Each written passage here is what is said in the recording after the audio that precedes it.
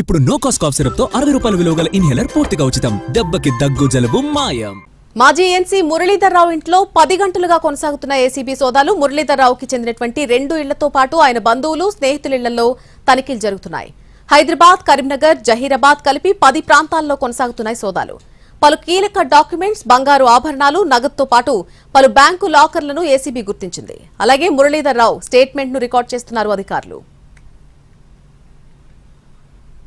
ఇదే అంశానికి సంబంధించి పూర్తి అప్డేట్ మా ప్రతినిధి రాధాకృష్ణ అందిస్తారు.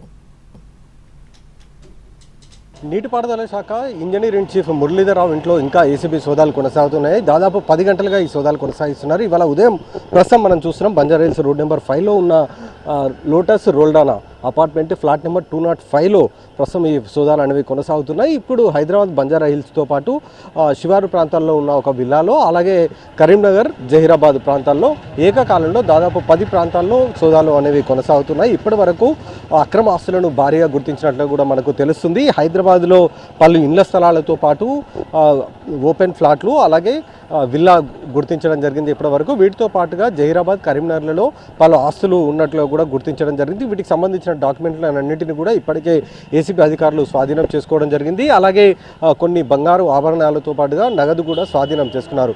అలాగే హైదరాబాద్తో పాటు మరికొన్ని ప్రాంతాల్లో పలు బ్యాంకులలో లాకర్లను కూడా గుర్తించడం జరిగింది. ప్రస్తుతం అయితే అతని ఇంటితో పాటు కార్యాలయం, అలాగే అతని స్నేహితులు, కుటుంబ సభ్యుల ఇళ్లలో ప్రస్తుతం ఏకకాలంలో ఈ సోదాలు అనేవి కొనసాగుతున్నాయి. వరుసగా నీటిపారుదల శాఖకు సంబంధించిన ఇంజనీర్లుగా పనిచేసిన అధికారుల ఇళ్లలో సోదాలు అనేవి కలకలం రేపుతున్నాయని చెప్పుకోవాలి. ఎందుకంటే ఇప్పటికే 2 అసిస్టెంట్ ఇంజనీర్లు, హరిరామ్ నాయక్ కావచ్చు, అలాగే నూనె శ్రీధర్ కావచ్చు, వీళ్ళిద్దరి ఇళ్లలో కూడా సోదాలు చేసి దాదాపు 200 కోట్ల రూపాయలకు పైగా కూడా ఆస్తులను గుర్తించడం జరిగింది. అలాంటి ఇంజనీరింగ్ విభాగానికి చీఫ్గా పనిచేసిన మురళీధర్రావు ఇంట్లో సోదాలు అనేవి సంచలనం రేపుతున్నాయనే చెప్పుకోవాలి. ఎందుకంటే ఇతను రిటైర్ అయిన తర్వాత దాదాపు 13 ఏళ్ల పాటు ఎక్స్టెన్షన్ ఇచ్చింది గత ప్రభుత్వం. దీంతో ఆయన పైన అనేక అభియోగాలు కూడా ఉండడం జరిగింది. కాళేశ్వరం ప్రాజెక్టుకి ప్రధానంగా ఇతను ఇంజనీరింగ్ చీఫ్గా పనిచేశారు.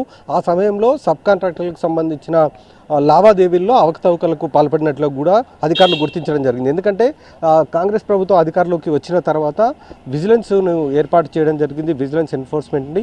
ఆ విజిలెన్స్ నివేదికలో దాదాపు 17 మంది అధికారుల పేర్లు అనేవి ఉండడం జరిగింది. ఆ 17 మంది అధికారులలో ఇప్పటి వరకు 3 ఇళ్లలో, అంటే మురళీధర్రావుతో కలుపుకుంటే మొత్తం 3 ఇళ్లలో ఈ సోదాలు అనేవి కొనసాగుతున్నట్లుగా మనం చెప్పుకోవాలి. ఎందుకంటే గతంలో 2 అధికారుల ఇళ్లలో సోదాలు చేయడం, వాళ్ళని అరెస్ట్ చేసి రిమాండ్కి తరలించడం కూడా జరిగింది. ప్రస్తుతం మురళీధర్రావు ఇంట్లో సోదాలు కొనసాగుతున్నాయి. ఇంకా మిగిలిన అధికారుల ఇళ్లలో కూడా సోదాలు కొనసాగే అవకాశం అయితే కనబడుతుంది. ప్రధానంగా మేడిగడ్డ ప్రాజెక్టు కావచ్చు, ఇటు కాళేశ్వరం ప్రాజెక్టు కావచ్చు, ఈ 2 ప్రాజెక్టుల నిర్మాణం సమయంలో భారీగా అవకతవకలు జరిగాయన్న అభియోగాలు, అలాగే ఆదాయానికి మించిన ఆస్తులు కలిగి ఉన్నాడన్న అభియోగాలపైన ప్రస్తుతం అయితే ఏసీబీ అధికారులు ఈ సోదాలు కొనసాగిస్తుంది. ఈ సోదాలు రేపటి వరకు కూడా కొనసాగే అవకాశం అయితే కనబడుతుంది. కెమెరామెన్ సత్యనారాయణతో రాధాకృష్ణ, ఎన్టీవీ, హైదరాబాద్.